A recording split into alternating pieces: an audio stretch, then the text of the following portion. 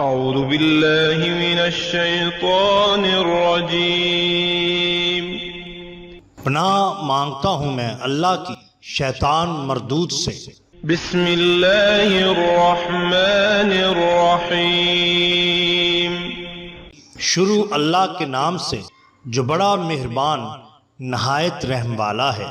The bottom line کے ناظرین اکرام، السلام علیکم۔ محترم ناظرین، ہم اپنی آج کی ویڈیو میں حضرت پیر مہر علی شاہ صاحب رحمۃ اللہ علیہ اور پاک بھارت جنگ کا ایک قصہ آپ کے سامنے پیش کریں گے جو یقیناً آپ کے لیے دلچسپی کا باعث ہوگا۔ ناظرین اکرام، تحریک خلافت کے دوران آپ سرکار رحمۃ اللہ علیہ نے مسلمانوں کے لیے خاص دعا فرمائی۔ میاں محمد سعید صاحب قریشی افسر جیل خانہ جات بیان کرتے ہیں کہ عالم استغراق کے دوران ایک روز حضرت قبلہ عالم قدس سرا نے جناب میاں محبوب عالم صاحب اور میرے روبرو فرمایا تھا کہ ان قریب اس ملک میں سب مسلمان ہوں گے، اور مشرق کی جانب ہاتھ اٹھا کر فرمایا کہ اس طرف کے مسلمانوں کو مصیبت پیش آئے گی۔ چنانچہ سن 1947 میں تقسیم ہند پر ایسا ہی واقعہ پیش آیا۔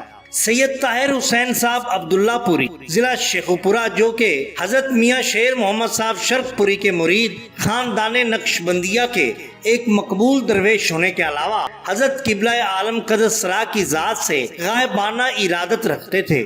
ماہ ربیع الثانی سن 1385 ہجری بمطابق اگست سن 1965 میں عرس شریف حضرت غوث الاعظم رحمت اللہ علیہ کے موقع پر گولڈا شریف تشریف لائے اور خواب میں حضرت قبلہ عالم قدس سرا کی زیارت سے مشرف ہونے کا واقعہ اپنے الفاظ میں یوں بیان کرتے ہیں کہ میں دیکھتا ہوں حضرت قبلہ عالم گولروی قدس سرا ایک بلند مقام پر تشریف فرما ہے اور واز فرما رہے ہیں۔ آپ کے برابر اسٹیج پر 5 اور حضرات کرسیوں پر رونق افروز ہیں۔ سامنے میدان میں بے شمار مسلمان حاضر ہیں اور واز سن رہے ہیں، میں بھی ان میں شامل ہوں۔ حضرت جب اس آیت پر پہنچے کہ پاک ہے وہ ذات جو اپنے بندے کو لے گئی راتوں رات کی تفسیر بیان کر کے خاتمہ سخن فرماتے ہیں کہ انشاءاللہ العزیز سبحانہ و تعالی پاکستان کو فتح عطا فرمائے گا، اس وقت ایک شخص پاس سے مجھے اپنی 5 کرسی نشین حضرات کی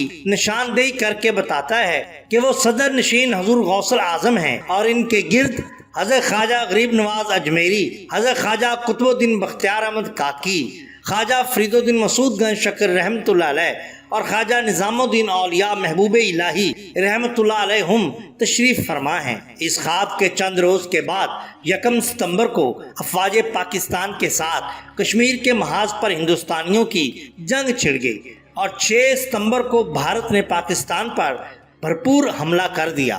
ہر محاذ پر اللہ تعالیٰ نے پاکستانی افواج کو حیرت انگیز فتوحات عطا فرمائی۔ حالانکہ تعداد اور اسلحہ کے لحاظ سے ہندوستانیوں کو کم از کم 5 گنا اکثریت حاصل تھی، غیر ملکی مبصرین کی نظر میں بھی ہندوستان کو 10 گنا زیادہ جانی، مالی اور ملکی نقصان اٹھانا پڑا۔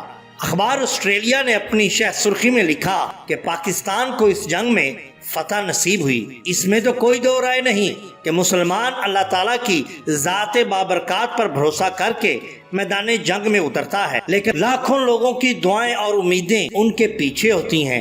یقیناً ان کے پیچھے اولیاء کرام کا بھی بہت بڑا ہاتھ تھا۔ اسی طرح بیان کیا جاتا ہے کہ حاجی محمد ایوب صاحب سیٹھی پشاور رات کے وقت ایران میں سفر کر رہے تھے۔ نیند کا غلبہ بہت تھا، اس لیے اونگ آ گئی۔ خواب میں دیکھا کہ حضرت قبلہ عالم قدس سرا کندھے سے پکڑ کر ہلا کر فرما رہے ہیں، لاری کو روکو، لاری کو روکو، ایوب لاری کو روکو، آگے گڑا ہے۔ فرماتے ہیں کہ میں نے فوراً آنکھ کھولی اور لاری کو بریک لگائی۔ جب میں نے لاری کو روک دیا، اتر کر دیکھا تو صرف چند گز کے فاصلے پر ایک بہت بڑا گڈھا موجود تھا۔ یقیناً اگر وہ گاڑی نہ رکتی تو بہت بڑا جانی اور مالی نقصان ہوتا، لیکن وہ نہیں جانتا تھا کہ یہ شان ہوتی ہے اولیاء اللہ کی۔ اگر آپ کو ہماری یہ ویڈیو پسند آئی ہو تو لائک کیجئے، سبسکرائب کیجئے ہمارے چینل دا باٹم لائن کو، تاکہ ہم آپ کے لیے اور بھی بہترین ویڈیوز لا سکیں۔ اپنے دوستوں کا، گردنوا کے لوگوں کا بہت خیال رکھیے۔ اللہ اور اللہ کے رسول صلی اللہ علیہ وسلم سے بے حد محبت کیجیے۔ آپ کا بہت شکریہ۔ اللہ حافظ۔